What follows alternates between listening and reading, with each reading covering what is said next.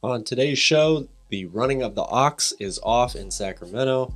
Barry and I will tell you who is making the play-in tournament, and did Darren Fox swipe the rug out from underneath some people on an NFT collection? That's all coming up on the Royal Report.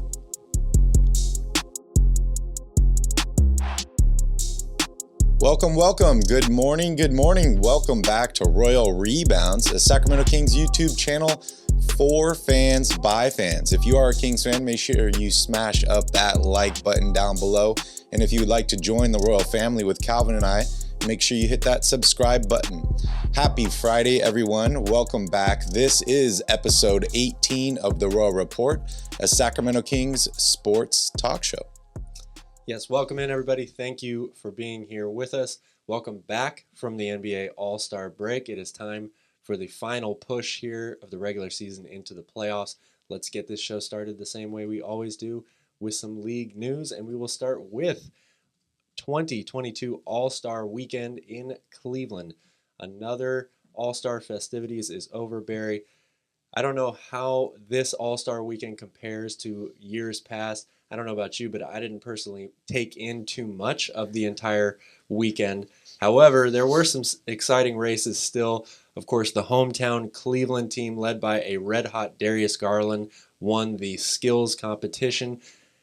Karl Anthony Towns set a new record in the three-point shootout with 29 points in the final round to claim victory. And Obi Toppin won a lackluster dunk contest. And then, of course, there was Steph Curry with 50 in the All-Star game, 10 of 16 from three. He wins MVP honors. Not to be outdone, LeBron, of course, hits the game-winning shot for Team LeBron and added 26 points himself. Barry, what was your favorite part of All-Star Weekend? Well, I didn't watch many of the other festivities, including the dunk contest and the three-point shootout, but I did watch the celebrity game. I know Vivek's daughter was playing in that, so that was the only King I had to really root for. And then, of course, I had to watch the All-Star game, or at least the end of the All-Star game and the highlights. Steph Curry was truly incredible in that game, man. He sure was. Well, the NBA returned to action yesterday, and unfortunately we saw Ja Morant take what he called a bad step. It looked pretty bad. It was a hip injury.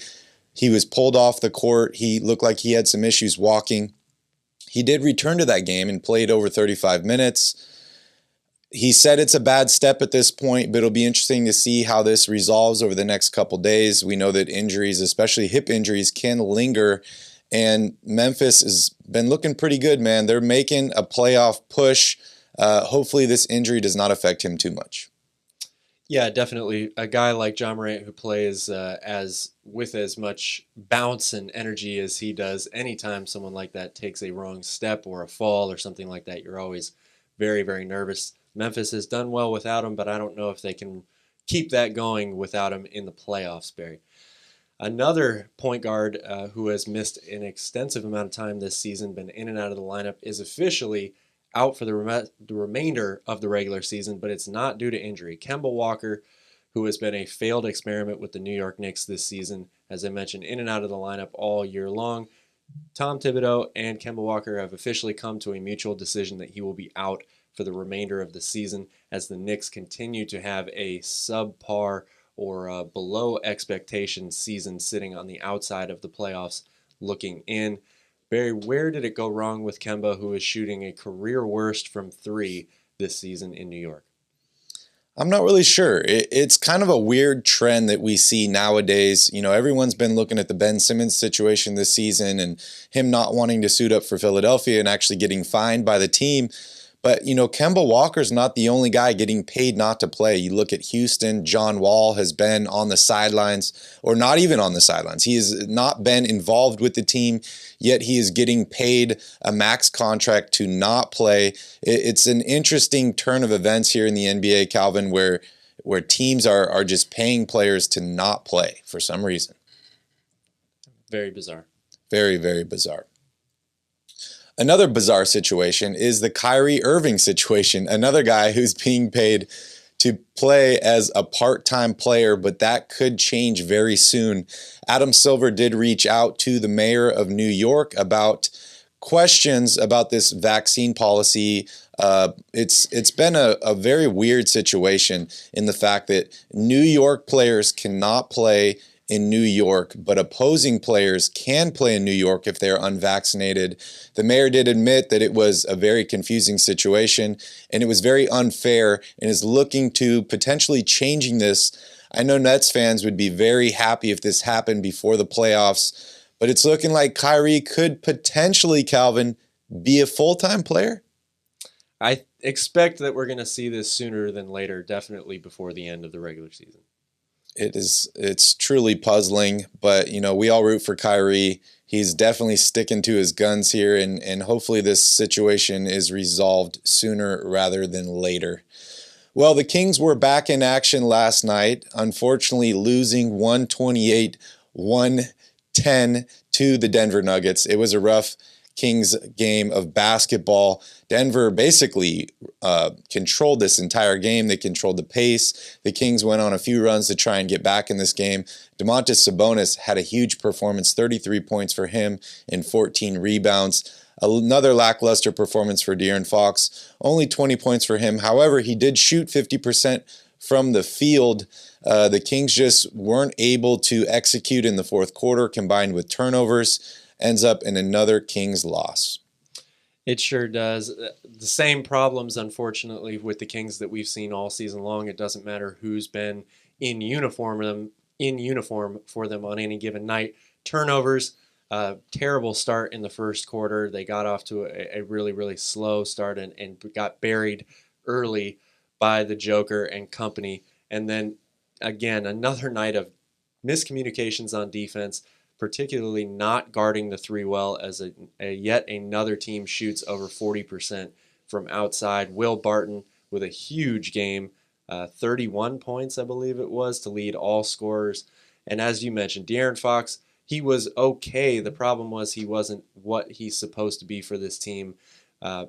People have pointed to his lack of ability to take over games in late game situations in the fourth quarter when games are close, as being another area where Darren Fox needs to grow and take that extra step in leadership. Sabonis was everything that the Kings needed him to be. Unfortunately, the Kings didn't get enough production out of the rest of their complementary players as well as Darren Fox. And the bench, again, was basically a no-show, Barry, for Sacramento.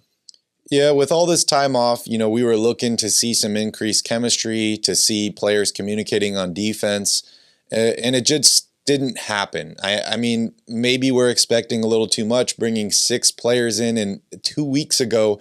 That is a lot of adjustments to make, but I'm confident the Kings will continue to work on this, and hopefully they'll be ready going into next season.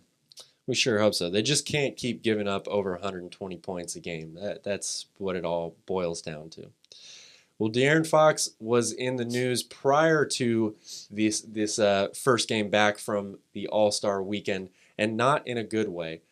Darren Fox was a part of an NFT project that he put his name on called Swipa The Fox, and people are wondering if it was one of the biggest scams in the NFT world of recent memory. Fox allegedly pulled in nearly $2 million from this project and then just completely shut it down. The rumor is that Fox trusted some people close to him to get the project up and running. All of those people then bailed on him, and he doesn't have time, as he is an NBA player, to finish the project. So he put out a tweet yesterday saying that he is very, very sorry for the project being delayed, but he will get back to the fans that bought one of his NFTs and resume the project after the conclusion of the NBA season. Barry, you are the Royal Rebounds NFT expert. Can you explain to people a little bit more in detail what happened here? Yeah, so for those of you that do not know, NFT stands for non-fungible token. It could be all sorts of different things. We've seen just simply art and pictures, all the way up to ownership in a golf course, restaurants, other utility projects that provide dividends or monthly or yearly payments to the owners of that NFT. This was a 6,000 collection. There's about 3,000 owners. So each owner owns about 2 of these NFTs by average. And like you said, they raked in 700 ETH in this project. Depending on the price, that's anywhere from $1.5 to $2 million. It's unfortunate in these projects because all of your investors or your fans that are buying these are basically promised something. And if you read the report on this NFT project, it says, quote unquote, Darren is set to pave the way with a high utility NFT project. So he's definitely promising more beyond just the photo or the JPEG or PNG, whatever it is. I know he was promising, VIP experiences, autographed jerseys, stuff like that. Darren Fox is an NBA player, and he's busy. He's in the middle of an NBA season, so he admits that this was not the right time to release this project, and he, told everyone, just be patient. I'm going to finish up my season with Sacramento, and then I will restart this project in the off season. I might be picking up a couple of these, Calvin. I don't know exactly what is going to happen with this project, but I saw them selling yesterday for like $7 each. And I think it might be worth the gamble for me, but not financial advice for all of you that are watching. Not financial advice is right. We're going to take a quick break here. And when we come back, we're going to dive into this 4-team race for the play-in spot.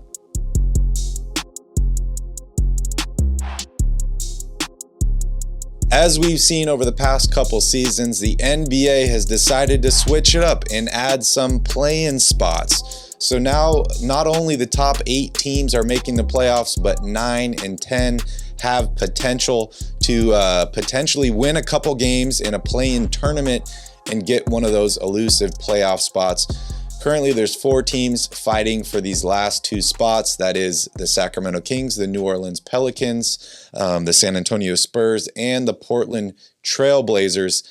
Calvin, which teams are going to make the play-in? Well, you said it's those 4 teams fighting for 2 playoff spots or 2 play-in spots. It may only end up being 1 play-in spot that is available. Certainly the Lakers and the Clippers are having down years. They've dealt with a lot of injuries, and they've been slowly sliding down the standings all year long. But I would still expect both of those teams to be in the play-in tournament. So that means there's really only 1 spot available. Portland sits there right now. They are 2 games ahead of both San Antonio and New Orleans. And then you have our Sacramento Kings at 3.5 games back. Barry, it's not looking good for Sacramento for a variety of reasons. The most obvious being they are the farthest away in those 3 out of those 4 teams, and all other of those 3 teams have either made significant deals at the deadline or haven't had the type of roster turnover that the Kings have had here midway through the season. The New Orleans Pelicans are a very interesting team for me to watch. Adding C.J. McCollum, I think, really gives them a big boost. We're pretty sure that Zion is not going to play for the remainder of the season, as he appears to be near a second foot surgery, which is definitely worrisome for other reasons for the Pelicans. But I like this team. I also think that Portland, despite the fact that they are trying desperately to lose games, it seems, trading away everybody, Damian Lillard and C.J. McCollum not being on the court for most of this season, Anthony Simons has just been ridiculously good for them. And they're already sitting there at the 10 spot. They're ahead of these other teams. So I think it's going to come down to one of those 2, Barry, to get that 10th spot. Yeah, there's a bunch of important games coming up this next week and towards the end of the season where the Kings take on the Spurs and the Pelicans. Unfortunately, Sacramento doesn't have any games against Portland through the rest of the season, so they don't have any opportunity to make up ground head-to-head. But I have to agree with you, Calvin. I like the Pelicans' chance here. I know you mentioned Portland. I think that they do have some talent on that team, but for me, I feel like they kind of gave up. I don't think Lillard's returning this season. I like Anthony Simons a lot. He's been playing incredible. But if I were to just look at all these teams, the Pelicans, to me, are the most talented team, and that's including Zion not being available for them. You look at their roster, having guys like Brandon Ingram, C.J. McCollum, Jonas Valanciunas, and Devonte Graham are all incredibly talented players. And as you mentioned, The Sacramento Kings have had so much turnover, bringing in 6 new players, learning to play with all these guys on the fly, making adjustments. We saw that, have an impact on their defense last night and not communicating, not rotating. This is a whole new team for Sacramento. As much as I do want them to make this play-in spot, unfortunately, I think that it's probably going to be the Pelicans making this. But it will be an interesting play-in. As you mentioned, the Clippers, the Lakers, and the Wolves occupy the 7th, the 8th, and the 9th seed right now.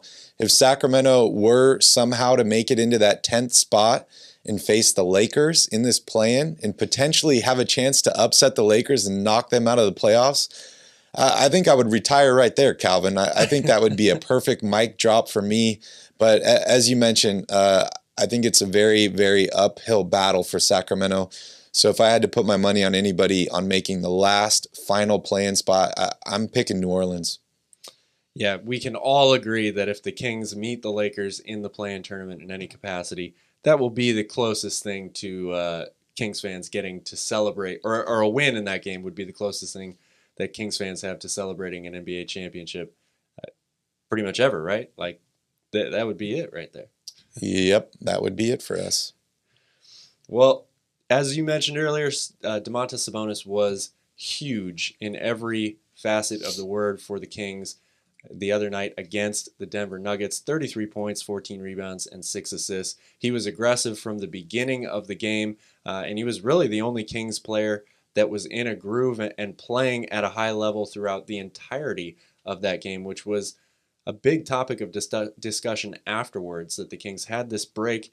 They had some time to practice and gel a little bit together, but they didn't come out and give the total team effort. Well, the ox was strong as an ox for the Kings that particular night. It was great to see him do that against a former MVP in Nikola Jokic as well. Really, really great battle of the two big men inside.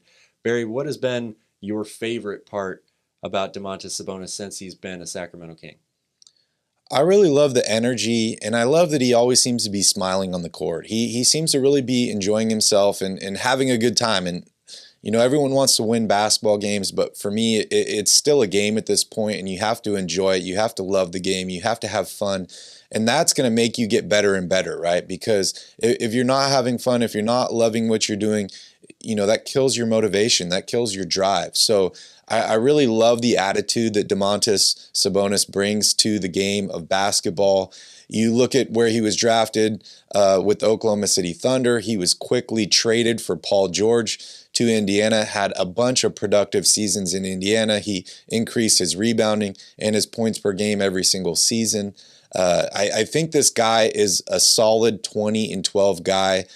We saw in the game last night, Darren Fox missed a layup.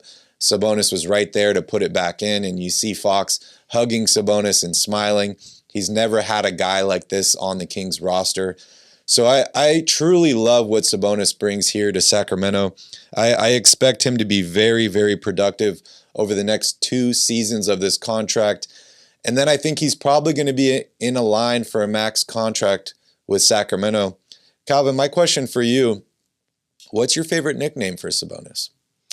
Oh, man, there are some good ones. I mean, for a guy that hasn't been in the league too long, he's already amassed quite the list of them, right? But I got to go with Saboner. Like, I know I shouldn't pick that one as the obvious clue, but it's growing on me. I got to go with Baby Joker. Baby Joker is my favorite Sabonis nickname. But, yeah. Sorry, I'm still laughing over the Saboner joke. Let's move right along. All right, so next up, Calvin and I had an awesome All-Star break. I hope you had one as well. We're going to show you guys just a couple clips here of what we did over All-Star weekend. That's right, we didn't spend our whole weekend watching the All-Star festivities. We did watch some highlights. We watched, the All-Star game and the celebrity game. But we had a couple amazing interviews, one with Brendan Nunez, one with Matt George. I'm going to put some links down below here in the description if you'd like to watch those few interviews. But here's a couple clips. We also did a jersey collection video, so make sure you guys check out all those videos. he wants still a really high-paced offense. When they first let go of Luke and moved on Alvin Gentry, he said that they think they can be the fastest team in the league. And Darren Fox is the guy that you obviously point at, right, who might be the fastest player in the league. And I think it's interesting for Sabonis. I think that we're going to have to kind of see how that works with him. I do think that he fits the style, because for a team that's been horrible at rebounding in Sacramento, that's, securing those defensive rebounds and then being able to have a good outlet pass, or even Sabonis bringing it down himself and running the break after he gets that board by himself, I think really enables the fast break for them. But we haven't seen Sabonis play in a really high-paced offense.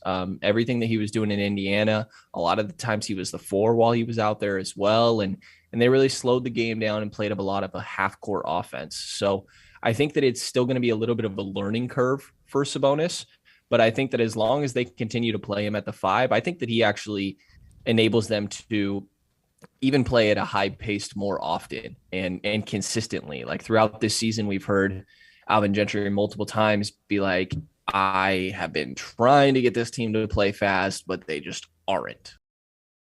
That wing spot has been historically difficult for Sacramento to fill.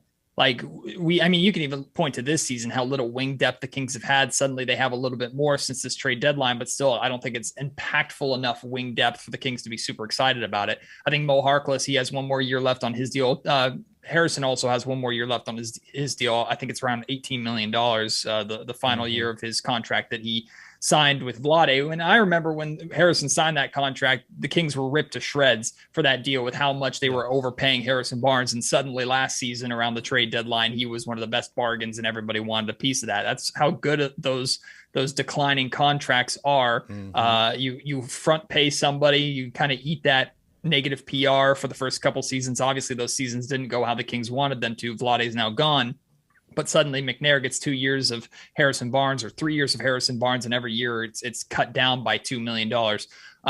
Harrison, plus I feel Harrison's good for another significant contract in the NBA. It still has so much to give. So I don't think the Kings trade Harrison Barnes unless they're getting a clear upgrade at his position. Maybe that comes in the draft. Maybe if they fall in love with a wing and they can pair Harrison and their pick to move up to a top spot to get one of those guys, hey, maybe that's the route they go. But to me, you don't trade Harrison Barnes for a slight or a net neutral or a slight unimprovement. I'm looking for the opposite word there. A step down at that position. Like Harrison is solid. He's inconsistent at times. He'll have those starts of the season where he's averaging 20 plus points and shooting 50% from 3-point range. And then he'll have the weeks where he dips into barely 10 points a game. Like that's just who Harrison is, unfortunately, on a team that is as inconsistent as he can be sometimes. But he is a rock. He's solid in that locker room, and you don't have to question what he brings on a nightly basis. Basically, you know what kind of player that he is, and that's tough to replace. So I know Harrison has value. I think Harrison will be brought up in tons of conversations, but unless the Kings are improving at that position, I have a hard time seeing them moving him. All right, a lot of awesome jerseys here, but I got to start off with my favorite, and that's this throwback Mitchell and Ness Chris Webber jersey. I am a big fan of the Mitchell and Ness, and I just love the way this jersey looks. I love the feel. It reminds me of the good old days of winning Kings basketball. So, favorite jersey. Now, I also have another Chris Webber jersey over here in purple. This also has kind of the old school Sacramento font on front. It's an awesome jersey. I bought it on the secondhand market. I do not know why it smells like maple syrup, but I still rock it, and it's a pretty cool jersey, and I love the purple. Welcome back. We're ringing the bell. It is time for Cowbell Questions here on the Royal Report. If you are not familiar with this by now, you should be. It's our favorite segment where we answer all of your burning Kings questions. If you'd like to have a question answered by Barry and myself on a future show, just write it in the comment screen below this video and hashtag it Cowbell Questions. Let's take our first question this week from producer Vinny. What's your favorite bar in Sacramento? Well, as a former bartender myself, I feel like there's different types of bars for different occasions, and there's lots of different things you can do. I got to give an honorary mention here to Punch Bowl Social because they did host us a few weeks ago. We had an amazing time. The location is awesome. I love all the games. There's plenty of things to do there. But personally, if I'm going out late night and I'm going down to K Street, I'm probably going to end up at the Coin Op Calvin playing some NBA Jam and some NFL Blitz.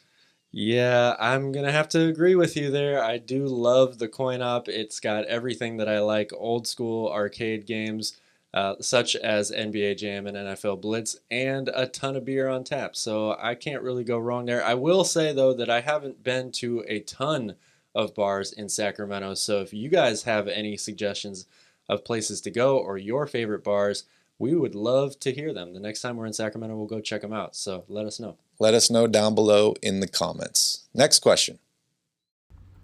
Who's more likely to be traded, Harrison Barnes or Dante DiVincenzo?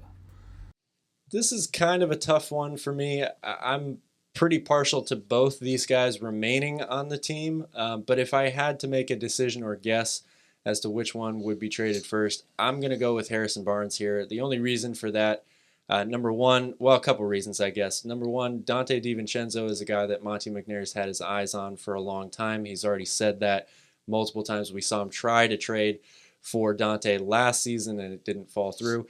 I would be very surprised that somebody like that, who you've been trying to acquire for a long time, ends up getting traded, not even playing an entire full season in Sacramento. Also, Harrison Barnes is going to be one of the players on this team to watch.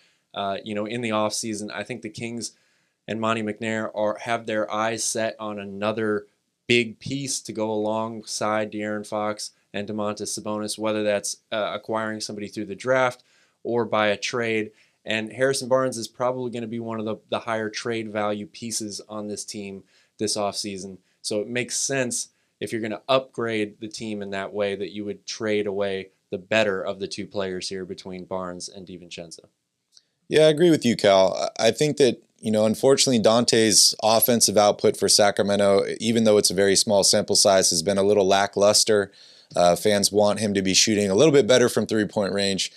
He's recovering from the ankle injury. I know I keep saying that over and over and over again, and I don't mean to make excuses here, but it really does affect your shot.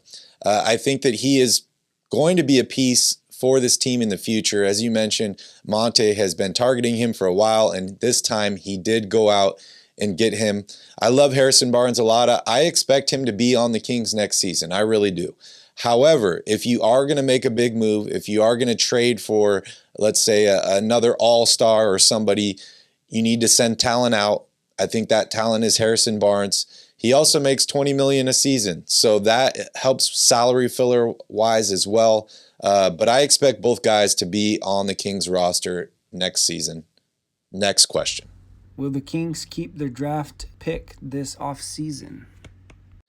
I am leaning towards the Kings trading the draft pick. If you watch Monte's press conference after the trade deadline, he raved about the moves. He patted himself on the back. And the one thing he was most excited about, other than Sabonis, or Saboner as Calvin refers to him, was the ability to keep that draft pick. And he said, we're going to make a move this offseason. We're going to bring in more talent. He said there's times to be patient and there's times to be aggressive. Now is the time to be aggressive.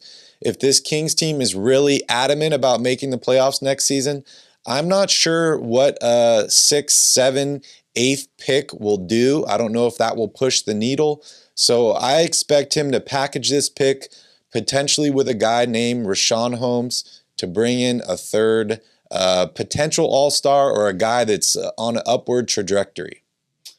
Yeah, I agree with you here. I think that Monte he's got a master plan working for him now, especially after these moves have been made at the trade deadline. He sees the opportunity for more this offseason.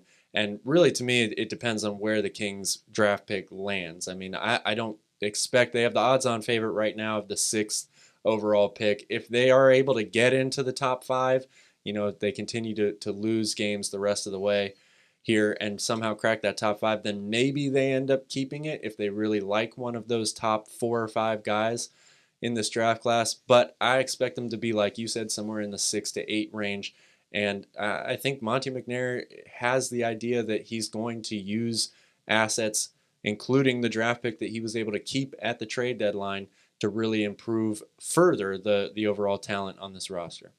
Yeah, I think it ultimately comes down to what happens in the draft lottery, right? Like, if the Kings land the number 1 pick, maybe they keep it and they bring in another guy. Or if a guy like Bradley Beal or Jason Tatum, but one of the other Celtics, Jaylen Brown, becomes available, maybe he ends up moving that pick. I'm not really quite sure, but the draft lottery is definitely a day you need to circle on your calendar. Absolutely, and we are circling the end of Cowbell Questions here on the Row Report. Thank you again for your submissions. Barry, let's move on and tell everybody about our Royal Rebounds Fan of the Week. Yeah, thank you guys so much for all your questions. The Royal Rebounds Fan of the Week is none other than Michael Monticello. Thank you so much, Michael, for all your support. We love seeing you in the chat. You tune in after every single game.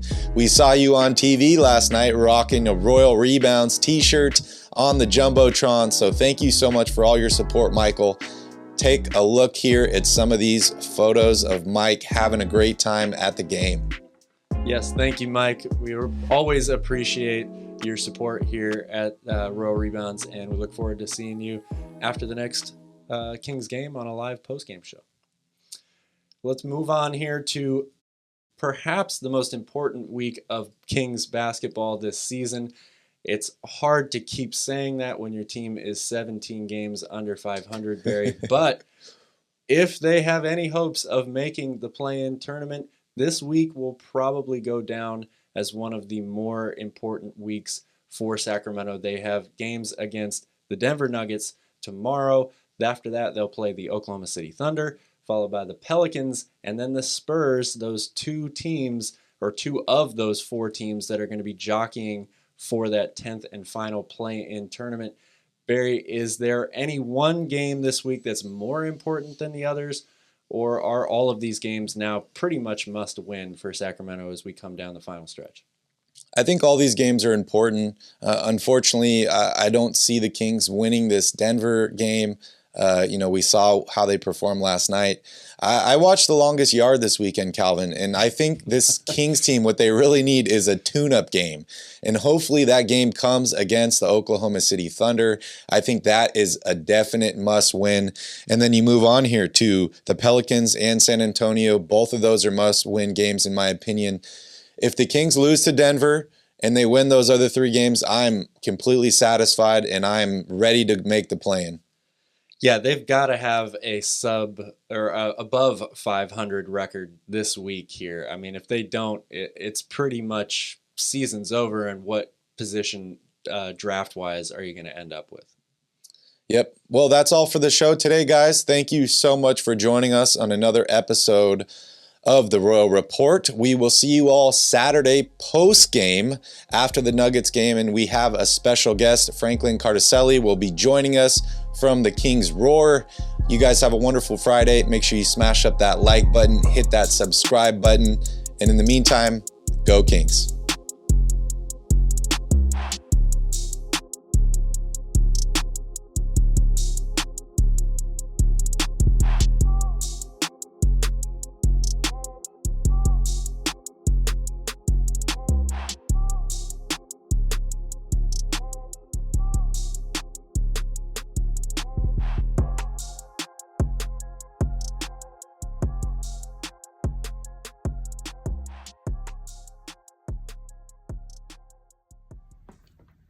Yo, this is crazy.